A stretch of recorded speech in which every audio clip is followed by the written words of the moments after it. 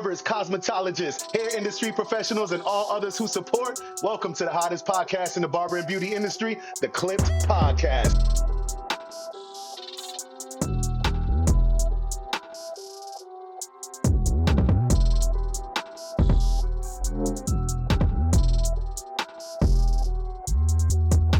You know what I'm saying? We like to be a little controversial. We like to talk about a little bit of things in the barber industry. Yeah, barbers, cosmetologists, hair industry professionals, and all others who support. Welcome to the hottest podcast in the barber and beauty industry, the Clipped Podcast. I'm your host, Prince the Fit Barber, alongside my co-host, Tank Beat Choppin', and we here to drop some jewels, motivate, and entertain today, y'all. As you know, we always start with Tank's Take. Tank, what you got for us today, man? Man, check it out, Prince. I want to talk to you, and I want to talk to everybody who's watching this video also, man. Let's go. As well as I know that everyone's always talking about raising their prices, right? Like everyone wants to make, whatever it is they're making now, they want to make more than that. Obviously, that's the goal when we become barbers. We want to make more money somehow, some way, right? But I want to touch on reducing your price. And I know people are going to be like, well, what you mean reducing your price or lowering your price? Like, let's just be honest, Prince. Sometimes barbers raise their prices prematurely. They're not 80% booked or somewhere around 80% booked. I'd say a lot of the times. Yeah, right. So they have one good week where they booked up all day or they booked up all week. And then they're like, oh, I could raise my prices $15, $20. Next thing you know, now they ain't booked. They got like two people on Tuesday, 3 people on Thursday. They Wednesday is dead. They Friday, they just ain't got that same book feeling that they had before. So I think when things like this happen, when barbers, when we raise our prices early, when we weren't doing it the right way, and if we lose too many clients by raising our prices, I don't think it's a bad idea to actually scale back and reduce your prices, right? I know it's not talked about a lot on social media. I don't see anybody really talking about lowering their price. Never have. Well, except for that one video we watched. True. That was a good one where he was talking about lowering his prices because he did a lot of stuff for his community, and he had been a barber in his community for a long time, and he was developing a lot of good clientele that he grew close with. And then once he started raising his prices over time, he started losing some of his good people that he, as barbers, we're servants of the community. And he took that very seriously, and he started to lose a lot of the people that he liked to service. And plus he was in as myself, I am in an underdeveloped neighborhood, and a lot of the people couldn't afford his prices, so he felt like he wasn't doing right by his community and losing people that he wanted on his clientele list, so he dropped the prices for a while. But that's the only person I ever heard talk about that. And honestly, not just for that reason about lowering your prices. I think there's other reasons you should lower your price. Like I said a little bit earlier, man, if you just lose a lot of clients, or you just really ain't booked anymore, or you just never really were booked and you raised your prices wrong, I think there's nothing wrong with lowering your price either back to the previous price or a price point that seems a little more fair than what you were at before. And the reason why I say this is, let's say you raise your prices, right? Let's say we're booked out, Prince. Let's say Prince the Fit Barber is booked out 80-90% of the time, and you decide to, you at what, 40 right now, 45? I would say I'm at 45%. Okay. But I was at like 55. Price. Prices, 45. All right, you have $45. Let's say you booked out a week, 2 weeks in advance. You say, I'm gonna raise my prices to $65, a whole $20, right? To some people, cool. Some people may still come and pay you that because they're already paying you that based on the tip, and they enjoy the service. But what about, let's say you lose maybe 30% of your clientele, right? So now you're only about 50-60% booked. I don't think it's a bad idea for you to lower your prices if you can't get new clients in at that price point, right?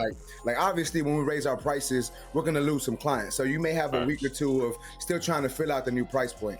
But what happens when you at this new price point for 2 months, 3 months, 4 months, and you just can't get them people in your chair? Yeah, you can't get nobody in at that price point. Yeah, so you're gonna have to lower your prices, man. And I talk about this. I have a course on my website, man, Building Your Barber Empire, where I actually talk about reducing your prices, because sometimes if you jump ship and you just raise prices too quickly, bro, it's not the best idea all the time. Even though you may have been booked 90% of the time or 80% of the time for a week or two, you still got to follow the, Ivan Zoo and Marv. I was about to say, that's the key of what you're saying right there. Is they do it within the week or two. When, like he was just about to say, Ivan Zoo and Marv, they preach their method of, like 6 weeks. Exactly. It got to Yeah, be a lengthy amount of time. Like you got to be 80% booked for a lengthy, I would say even, I would go as longer. far as to say like 2 months. Yeah, Like, you know what I'm saying? Make sure that you are dead. Those are dead because if you do 6 weeks, some people only do a haircut once a month. You know what yeah, I'm saying? So I would say 2 months, solid 80% booked. Then you can kind of try to see what's going on from there. Even yeah. maybe even 90 days, whatever. Yeah, I was gonna And say like 2 3 months is probably a good sweet spot to see if yeah, you're really because now booked. now you really know what's going on. If you wait 2 weeks, like that was just a good 2 weeks. You just had a good 2 weeks. Like, Yeah, you know what I'm saying? That's all that was. A lot of people have beginner barbers could have a good 2 weeks real quick. And it depending on when these 2 weeks are, could be the 2 weeks before school, and that's why you was bussing, or the 2 weeks before the holidays, and that's why you was bussing. So definitely gotta wait for a while, check out your clientele, know your clientele in and out, and then start to do that. Another thing we were saying with the Marv thing is the opposite of that, and like you're saying, drop the prices. I feel that on certain yeah, occasions because how do you get to 80% booked faster? By because a lot of times we go into the guerrilla marketing. We want to go hand out cards. Everybody preaches go hand out cards, yeah, use social media, go to bars, clubs, whatever you do, the gym, talk to people everywhere you go, wear barber merch, and all that is cool and all that is great. You should do that all the time, regardless. Even facts, if you're booked up, you should do that. facts. Yep. But when you're trying to get booked up, you know what I'm saying? That is a way to try to get booked up, but also lower that price point because if you're not getting booked up and you're at a price point of, let's say, $40 or something, $35, like a decent price for a haircut, Yeah, but let's say you're still not getting booked up. You want to get yourself to the 80% so that you can, the point is to get to the 80% for a matter of 90 days so that you can raise the price point. So I would think that you're right. You know what I'm saying? Like lower your price point for a little bit. That way you get more people coming because 10 people at third, let's say you go down to $25. yeah, 100 people at $25, you're still making more money than 10 people at $50. You yeah, know what I'm saying? So it's like drop that price point. Yeah, you're gonna like each client will be giving you less, but you'll be getting more making more. clients, therefore making more money in the long run anyway. More money Yeah, than you're making now anyway, but then you're also getting booked up, getting booked up, getting booked up. And even at the $25 a haircut, put your all into it. Give them good customer service. Make your shop clean. Talk to them nice. Get in their head. Have them indulge in information with you and have a good conversation with them and give them a fresh cut for that 25. Don't just half-ass it because you dropped your price. Give them yeah. the best that you can, so that way when you get to the 80% booked and you now raise it, they're like, shit, I was getting a deal this whole time anyway. Instead of being like, you know what I'm saying? You're Yeah. raising your price on me, I'm out. So And yeah, I say drop it a little bit. Makes sense to get yeah. yourself up to that 80% booked. And then one thing I want to say too is, man, I think just a lot of barbers don't want to cut hair, but they want to make more money by not cutting hair, right? Like Right. you said, like, yeah, you may be making a little bit less money, A like client per client, per but you're client. doing a little bit More more work, haircuts. but you're making Yeah, more money, right? So I exactly. mean, that's the name of the game. Like that's one thing I want to Hustle. stress, man. Like we're barbers. Like Yeah. our job is to cut hair. So if Right. you really don't like cutting hair and you're a barber, maybe you should rethink what you're doing. You know what I'm saying? Exactly. Like not Amazon's always hiring. and I mean, let's be honest, man. There are some clients and some days where we don't feel like cutting hair. We're just in a rut. You know, it's been a Right. bad week or whatever the case may be. We just may have woken up early, whatever the case may be, right? But 9 times out of 10, bro, I enjoy cutting my clients coming into the shop. Absolutely. Like it is a great feeling for me. Like it's therapeutic for me, even as the barber. Like I get to talk to these people, see what they got going on. You know what I'm saying? Meeting new people and meeting, my old people from a week or two ago, coming back and seeing how they weeks went. Like for me, it's enjoyable, man. So if you don't like Right. cutting hair and you don't want to do it, then hey, maybe you need to look into a new career. Like Prince said, man, Amazon's always hiring. Amazon's always hiring. I say that all the time, man, because motherfuckers act like excuse my language, but Yeah. barbers act like they don't even want to be in the shops, man. I'm a distributor for heavy products now, so I go from barbershop to barbershop every week, trying to move the products and stuff. And I Yeah. go in certain barbershops, man, and they as soon as you walk in the door, they're not welcoming. They're not, hey, how you doing? Like I wouldn't even be able to tell sometimes who's the barber and who's not the barber, because dudes are just sitting around, hanging around, not doing nothing. Just And it's chilling. like, damn, bro. Like I walk in these, and you know me, I got that kind of persona where I go in and I fill up the room. So I go Yeah, in there yeah. and I go in there and these be like, oh, what's up, man? Y'all barbers? Like, what y'all got going on, man? Like, then you wonder why nobody's sitting in your chair. Y'all all sitting around playing chess or talking crap to each other all day because you know what I'm saying. Like, if you don't want to be the barber is not industry is not only about giving good haircuts. It's customer service. Yeah, It's it's customer everything. client experience. Like, you know what Yeah, I'm saying. So yeah, man. If you're not built for it, tough for it. If you don't love it, it makes no sense to be in it because you're never gonna be prosperous. Is that the word? Yeah, yeah, that's the prosperous. word. You got Yeah, yeah, yeah. You're never gonna be prosperous if you don't love it. Because even the ones at the top that you may be watching, like the Los Cuttits, you know, the Marvy Marvs, and all these other people, those guys love their job. They're not, you know what I'm saying? They. That's why it's so easy for them to influence and still do the work and still get money cutting hair. Marvy Marv preaches about it all the time. He's a community barber, neighborhood yeah. barber. He's in his shop making money, but also doing his thing on the internet because it's not all smoke and mirrors for him. He's actually in the shop and he loves to do it. And it just, people say, yo, Prince, how you so consistent with making content all the time? Because, bro, I love it. It's not Yeah. a job to me. It's fun. You know what I'm saying? I love to do it. So, yeah, man, if you don't love it, you shouldn't be in it. And you're not going to be prosperous being in it. And also, dropping that price point Talk to for a me. little bit until you get to 80%, you're not going to have an issue doing that too much because you love doing it. So if you have to drop down to 25, but now you're seeing a lot of clients come in, you're getting more clients. Like I said, 10 clients at 100 clients at $35 is still more money than 10 clients at $50. Yeah. So with that said, even though you're dropping your price point per client, if you love it, you're getting more clients, and that's what we love, to get more clients, to be able to master different styles of haircuts, to be able to meet different people, to be able to engage with more people. For me, it's not even a lot of the days, it's not about how much money I made, but how much people I got to touch that day. Like Yeah. if I pause, mega pause, Nah, well, go mega ahead. pause. Go ahead. But yeah, like let's say I get 25 people in a day. That's a beautiful day for me because I got 25 different interactions Yeah. and then I leave the shop feeling accomplished. Like 25 people came and see me for a haircut today. That's Now, wild. if I like, because sometimes it bugs me out when I see the barbers that charge a lot and they only cut a little. So I know some barbers that it's like $150 a haircut, Yeah. but they cut 5 people in a day. Now, honestly, that's easy work, and you're getting good money. You're getting paid more than a guy at 25 for $25.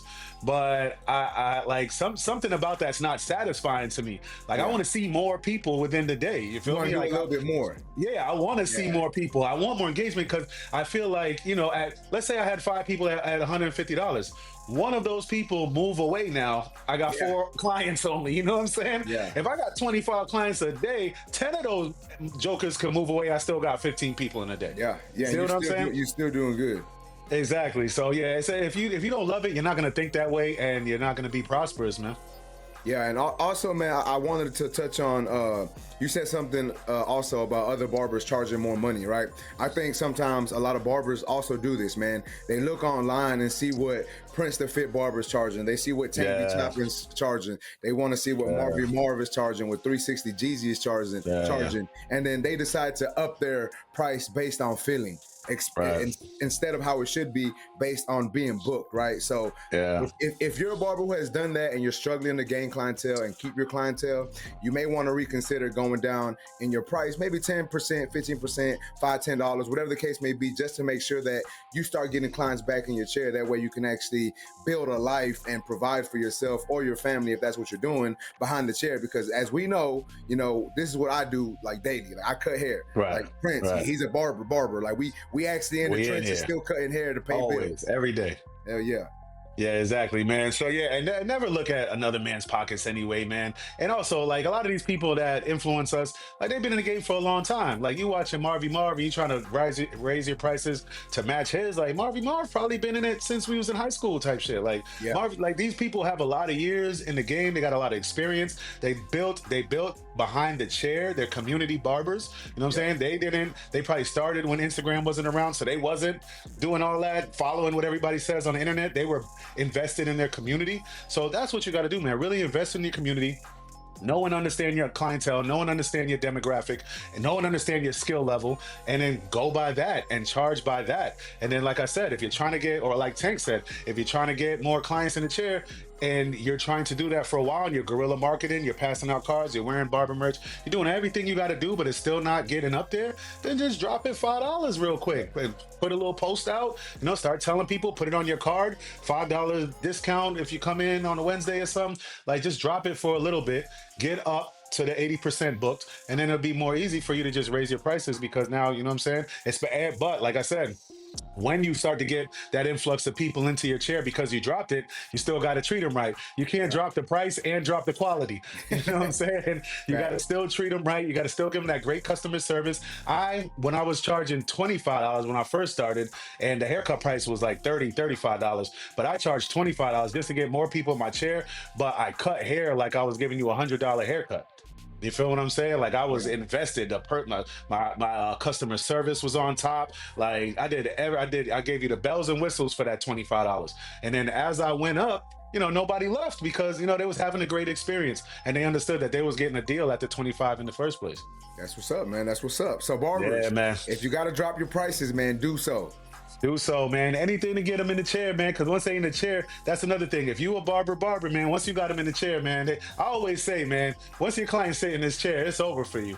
You know what I'm saying? You ain't getting them back. Like, it's your client now. Yeah, it's my client now, man. Yeah. I say it all the time, do not let your client sit in my chair. It's going to be over. So that's what you're trying to do, is get people into your chair, sitting in your chair, and then lock them in. So whatever you got to do that. Like I said, if you're not seeing a lot of influx in clients at the price point you're at, like Tank said, it ain't a bad idea to go down a little bit until you get your stuff together. Don't follow these influencers on Instagram talking about raise your prices. Half of them capping anyway. Go to the book now button in their bio. They're available tomorrow morning at 9 a.m.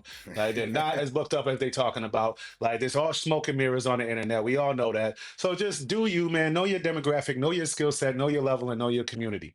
Facts. So, put your thoughts in the comments. What do you think? Is it a good idea, or are you playing yourself by dropping your prices a little bit? Let us know what's going on in the comments, and we'll take it into advisory on the clips. We may even have you on one of these days. So next, we always got Prince's Pick coming up second. Today on Prince's Pick, what do you like and dislike about barber expos? So Tank, we travel a lot. We go to a lot of barber expos.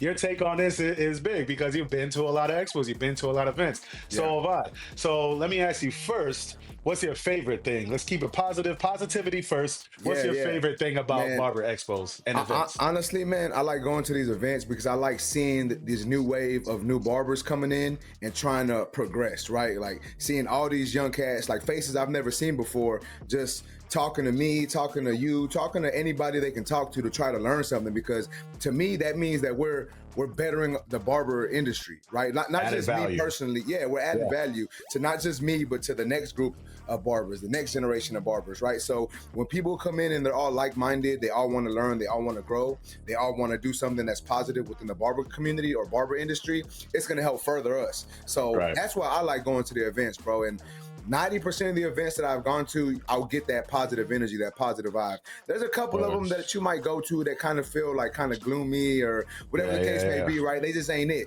But the majority of the ones I go to, especially when I go to CT Barber Expo, man, like, bro, it's just the energy is just, bro, like we lit on another level at CT, bro. So I think everybody's there for to handle what they came to handle. They ain't just walking around BSing. Like, they're engaged, involved. And that's why I really enjoy going to expos, bro. I just like the positivity and the energy that a lot of people, I don't want to say everybody, but the majority of people give off. You just start feeding off energy, you start creating great content, you start linking up with people, taking people's numbers down, becoming good friends with people you met, like you and I did at the Barber Expo. Exactly. So things like that, man. That's why I enjoy Barber Expos, bro. What about you, though? Why you like these Barber Expos, though?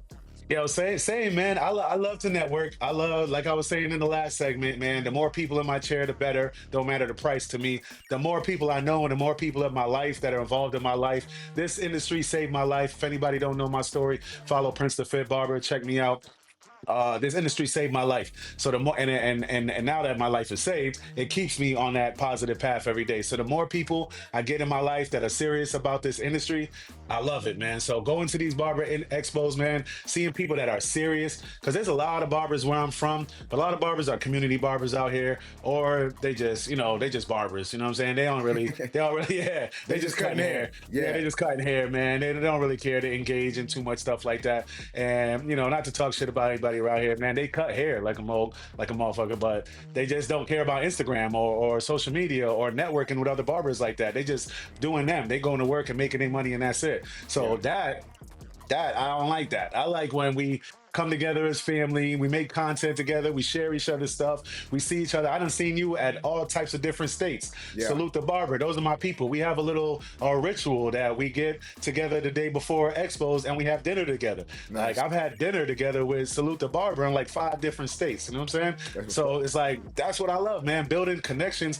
that keep me on this positive path. Because again, people ask me, how are you so consistent with doing social media? It's because the industry gives me this energy. When I go to the expos and stuff, I come back with crazy energy. I'm ready to make content. I'm ready to tag everybody I just met. You know what I'm saying? Yeah, it's really motivating, bro. It really is. It's motivated. It's motivated. I get motivated just like a beginner barber that goes to these shows and gets motivated. I still get motivated, and I come back with all types of energy to make content. I made all types of connections. I got stuff from brands that I can't wait to come back and unbox and open and tag them in it. And it just keeps me on my positive path that I've been on. And so I love it. And I love the young bucks that be competing. Like when it's a competition, man, I love to host them because I love to be on the stage right there, hosting right there with right in the fight with them. Yeah. You know what I'm saying? Because that is motivating in itself. So the expos will motivate me because I've been doing it for a while, and I make content to make content and to network. But being on that stage motivates me to cut hair,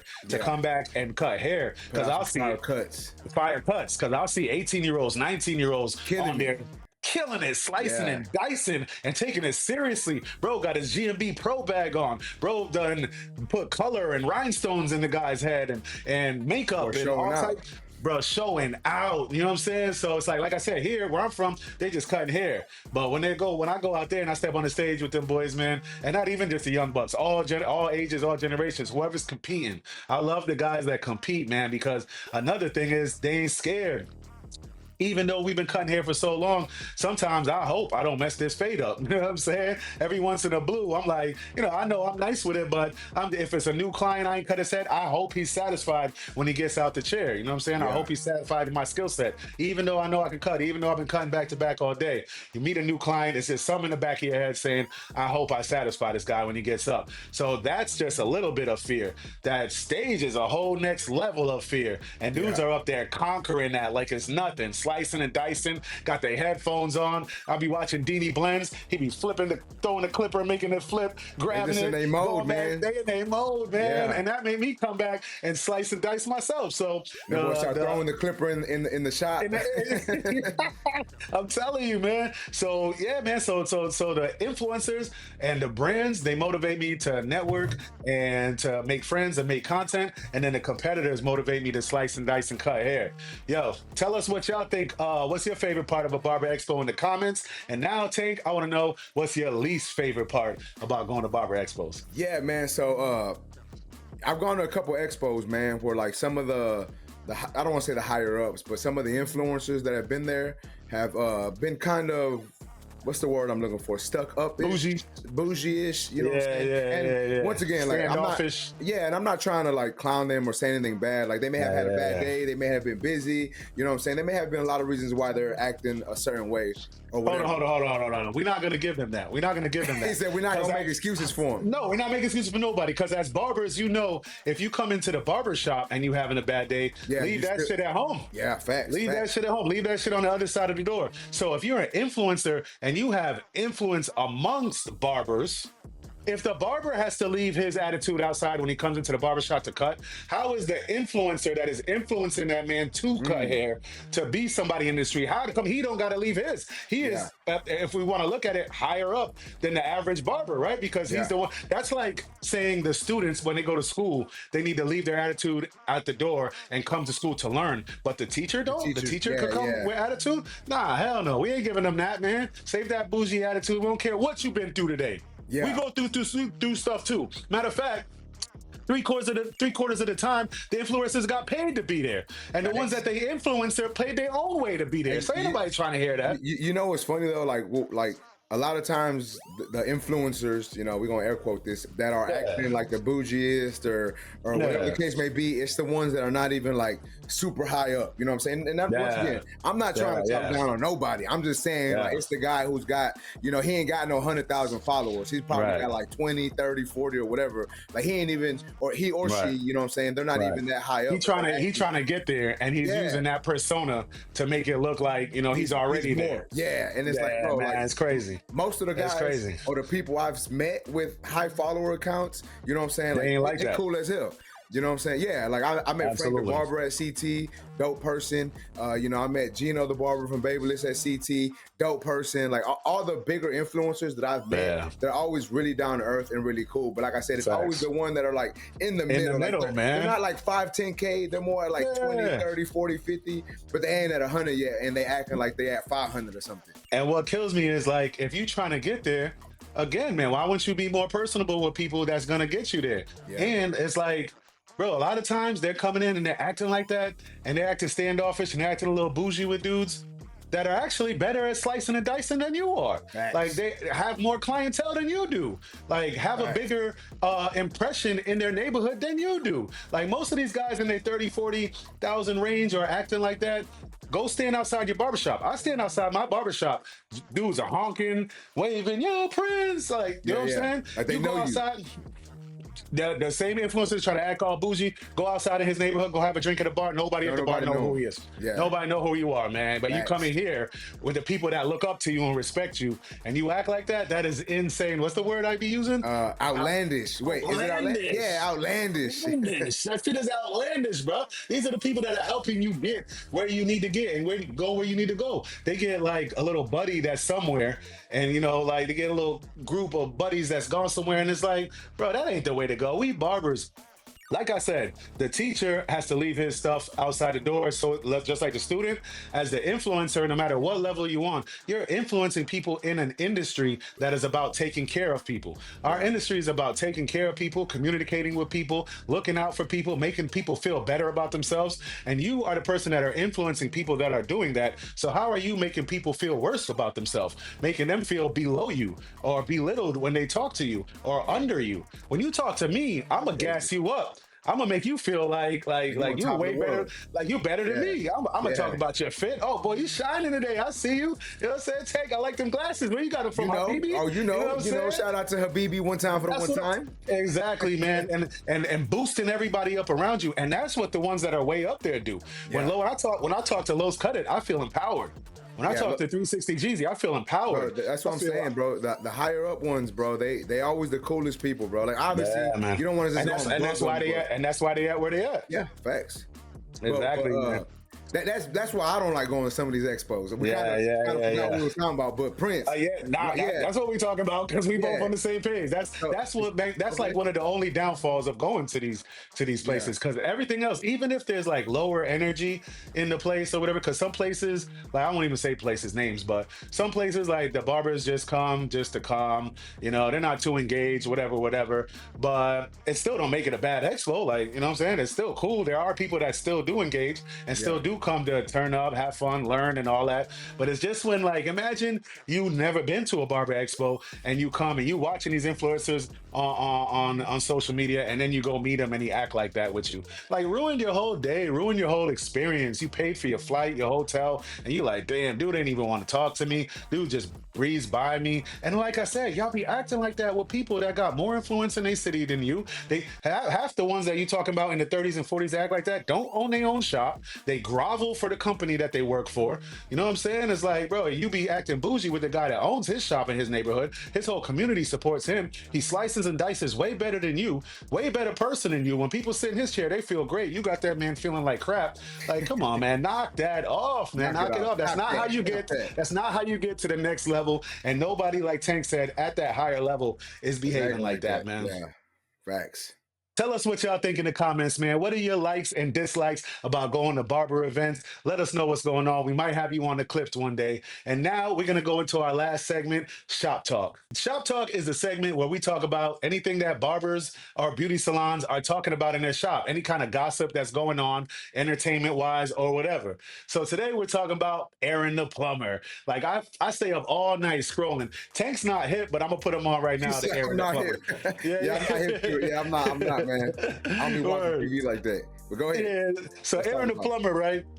He's a plumber, and he was on the Balloon Pop show. Yeah. And so basically, I want to talk about in Shop Talk is he doing the right thing or not? Because in social media world, you know, from what I've been seeing, like, controversy sells. Like, people that like do controversial stuff, they rise to the top real quick. If you see people doing positive stuff, like barely gets any, it takes them a while to get up, or barely gets any kind of traction on their pages. But this dude is super viral, like one of the most viral people out there right now. And all he does is fight. Every day, every episode is all about a fight. I ain't gonna lie, I ain't knocking him, because half the reasons why he's fighting is straight.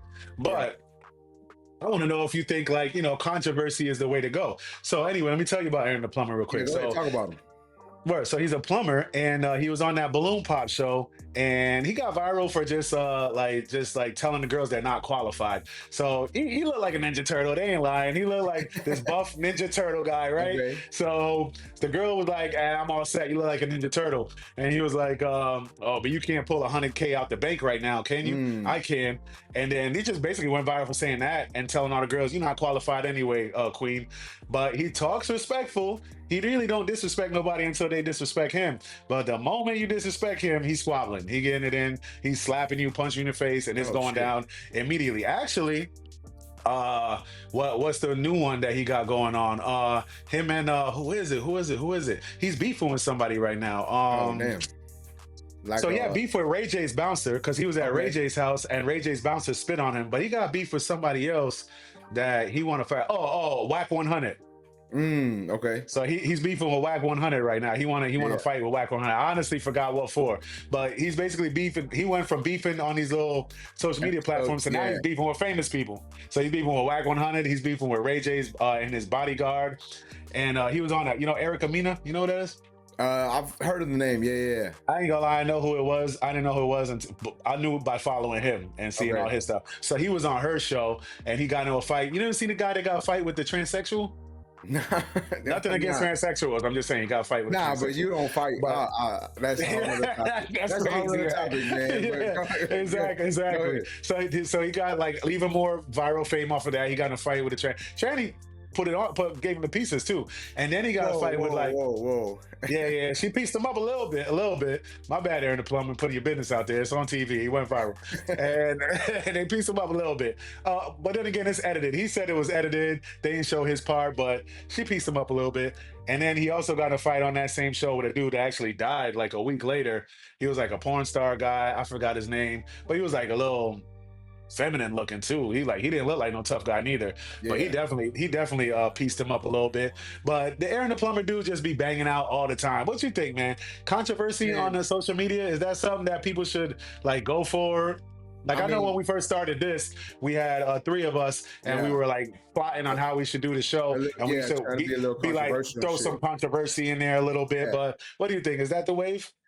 Man, honestly, you know as well as I know, as well as almost everybody watching this knows, that controversy sells, right? It may not be the best tactic to get yourself up there, but it's going to get you views, right? It's going to get people looking at you. It's going to get people to share your stories or your videos or your posts, whatever it is. If you got controversy in your post, 9 times out of 10, it's going to get shared, right? So yeah, for sure. That's not something that I want to do for me and my platform. You know what I'm saying? Like, that's just not the type of person I am. Like, if controversy comes, like, we can handle the controversy, but I'm not going to be out there trying to be controversial towards people. Like I know you said earlier, we were trying to think of some controversy for are segments, but that's a different type of controversy. That's like controversy between this versus that, right? Like type of things like that. I'm not sitting here trying to take jabs at people or trying to call people out to hope they can say my name or we can have beef online. That way it can help upbring me and all that. Like I don't think that's the way to go for me personally, but people do that, as you know, as well as I know. T-Pop, he's kind of controversial. You know I'm glad we kind of brought it back to barbering because I when it's my turn, I'm gonna talk about that. Yeah, and once again, like I've said this in one of my YouTube videos, bro. I'm not here to defend him or not. Like what he does is on his time, on his social media posts, that's on him. But I just don't think that's the best way to go about things, right? But however you want to handle your social media and your business and how you post and get shared and get viewed and build your way up, that's on you. Like, who am I to tell you you can't do what you want to do on your platform, right? So it is what it is. That's not something I would do though.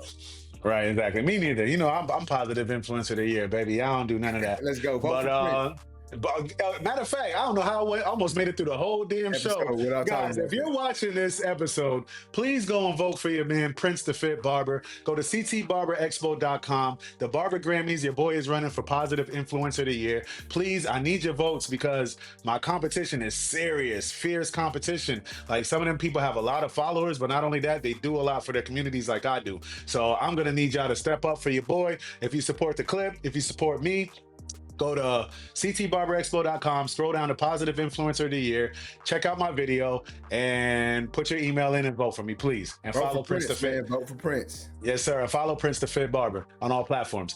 So bringing it back to barbering from Aaron the Plumber, I noticed that like even in our industry, man, like a lot of people that like look at the Miracle Wrist guy, Miracle Wrist. Oh yeah, I know who you're talking about. Yeah, the one who's always hating on Jeezy. Bro, he's always hating on everybody. But the thing is, like I didn't even know who he was before that. Yeah, like, I didn't either. Now, as soon as he started hating on people, they start reposting them. I even was about to post one day that on my Instagram, I was gonna post like, "Man, I'm done with this positive stuff. I'm about to start being an asshole because that's how you y'all gonna repost me. I've been trying to get y'all to repost my stuff. Y'all gonna repost none of my stuff. If I talk shit about you, you're gonna repost me. Yeah, exactly. So so him, like you said, T-Pop does it all the time, and I just noticed like a lot. Even the dude made Marvy Marv's gym talk last night from saying from talking shit about barbers that go to competitions, talking about we go to impress men and shit, like, you know what I'm saying? Like you made it on Marvy Marv's gym talk. That was a little bit, you know, I'm not trying to defend the man, but I feel like that's more of a ploy to get, you know, views. Not a ploy. That's what we're saying though. That's what we're saying. It's just a way for him almost to get like he knew videos. It's triggering. It's triggering. And that's what hurts me in a lot of ways, because I don't want people to think in our industry that you're supposed to start moving like that so that you can get some views. Like I literally message people when I see them repost somebody because they said something negative. I message them. Like if I got their phone number or I message them my Instagram and be like, "Yo, fam, all you doing is shouting out a hater. You putting them up there, and you're making like other people, like influencing other people to be haters or just to say negative stuff. So don't worry about what that dude said about you. Don't give him no clout for that. Just ignore him, man. You know what I'm saying? We don't need people with the negativity in the industry." And the cowboy dude, like I won't say he's like a negative guy. No, I watched the gem talk. Yeah, it's just that I'm just using it as an example that you know he said something negative and it went up there. And I wouldn't even say the Miracle Wrist guy is negative either. He's just using it to his advantage. You know what I'm saying? So we know T-Pop be on it 24/7, but I didn't mean to cut you off, but I wanted to say you go ahead, bro. I know you ain't on TikTok like that. I've been posting more on TikTok. I've been trying to build my TikTok following, and bro, everybody on TikTok, the comments is so like negative. Bro. I don't even read my comments on TikTok. Instagram too. I get on. But no, if you think Instagram is bad, bro, like almost every comment on some of my videos are like people hating. Like I made a post about barbers. Like what was the post about? Oh, about giving good customer service. How to give good customer service. And bro, people were hating, talking about, bro, just shut the fuck up and cut my hair. No one cares about you telling me what's up. Like, bro, why y'all so negative over here on this platform, bro? Like, that's wild. A lot of times I go to comments just to I get a kick off of like realizing how negative the world is. Yeah. Like, because I will go to the comments and I'll be like, watch this. And it will be something positive that was posted, but I'm All the going comments. to see the negative comments. Like, wow, like you really still found a way to be negative. What blows my mind is that people don't have no like self-awareness, Yeah. because you don't know that you going into the comment section and posting something negative on a positive post or just an average post, It's you gonna don't know bring that that make you look negativity in. stupid, but it make Yeah. you look stupid. It make you look weak. It make you look like a hater. Hate, jealousy, and envy is a weak man. A hater, a Not a jealousy, good and look. someone Not with a good envy look. is Yeah. not a good look. You're weak, man. You're weak. You're insecure. You're showing your insecurity. You're showing your weakness. You know what I'm saying? When you hate on somebody, you're just showing how weak you are, especially when you hating on somebody that ain't doing nothing to you, or that ain't even like posting nothing that would cause for you to say something like that. So it Yeah. just blows my mind to go in the comments and see like, damn, like you don't feel, I would feel like weird typing that if somebody reads it, like, damn, you a weak ass motherfucker. Like, you know what I'm saying? Just hating for no reason. I hate it for no reason, just weird and But I'm weak telling you, and that's how it is jealous. on TikTok, bro. Don't get on TikTok, then, man. All your people gonna hate on every single one of your posts, bro. I promise you. Yeah, that's crazy. And yo, like, so yeah, and you know what's crazy? Now that we're saying it, we're talking about the controversy sound and making you go up. You know, engagement makes your post go up. Yeah. So yeah, so that all that negative comments is actually boosting that That post person even up. more. And Yeah. that's another thing. If you don't like the person, then why? Just like if you don't like somebody hating on you, you shouldn't repost them to give them more publicity. If you don't like what somebody's saying, don't comment, because then that's just gonna make that post get more Oh, engagement yeah. and go up, and more people gonna see it anyway. Y'all fools on the I mean, internet, hey, man. Y'all people some can damn hate on me, idiots. like, you know what I'm saying? Like, I feel like I've been doing this long enough too, Prince, that like I can post something and I know I'm gonna get some hate for it. And I don't want to say I posted to get hate, but I Yeah, know like there's something that I said that people are gonna. And this may yeah, go into a little bit about what you're saying about controversy, right? I don't post it trying to create controversy, but sometimes I'll yeah. say something that I'll be like, okay, I You can see know how, it's coming. yeah, like someone's gonna say something about this, so I'm gonna make sure that I post it just to see if people do say Yeah. something. So I guess Yeah. like you It's said, I almost think, like ruining like I won't say ruin our industry. Nothing can really ruin our industry. There's too many nah, positive people, and our industry is full of positivity, but it's just like promotes that type of shit, man. And it just makes other people coming up want to be controversial, or yeah. want to, want people. I don't want nobody posting no negative stuff. If you post negative stuff, I just block you. I'm not responding. I'm not doing nothing. If He you said post a black. negative comment, you just get blocked. I'm not responding. I'm not doing none That's of that funny. shit. But it's almost like people like low key. That's what you said. Like you knew they would, and you were ready for it. You was cool with Yeah. it, like Hey, but because it's gonna cause engagement, it's whatever. crazy that you say that too, bro. It's like on Instagram when we post something, or at least when I post something, and someone comments negatively, or like they want to talk shit about me or the post or whatever it may be. Yeah. I try to respond, and I can't even respond to them because their page is private. They done already blocked my account, and it's like you Oh can't mention man. so and so in comments. Like, bro, you really that scared that you're gonna talk shit about me on my post, Yeah, yeah. and then I can't even Weak. respond to you because you don't block me, or you're on private. It's like, bro, why even say something then? Like, Weakness. I don't know. Straight weakness. Y'all put y'all thoughts in the comments. Is it better to be controversial or positive? Let me know what y'all think here on the clip. We might have you on one of these episodes. And as usual, we're gonna leave you with some motivation, some positive motivation, as we do all the time. Remember, vote positive influencer of the year, Prince the Fit Barber. But we're gonna leave you with some positive motivation. And what I got for y'all today is, man, something along the lines of what we've been saying in these segments. Stay positive, stay blessed, man. Look up when the times are hard. Keep your motivation. Don't resort to negative stuff to try to get ahead, man. Positivity is always going to win in the end. You're going to gain the respect of other positive people. Being negative, you're just going to either gain the respect of negative people or not gain respect at all, because the positive people ain't going to mess with you, and negative people don't mess with nobody. They don't even mess with themselves. That's why they negative. That's why they feel like that. They probably don't even like themselves. So stay positive, stay blessed, stay fresh. Love, peace, and hair grease. We out of here.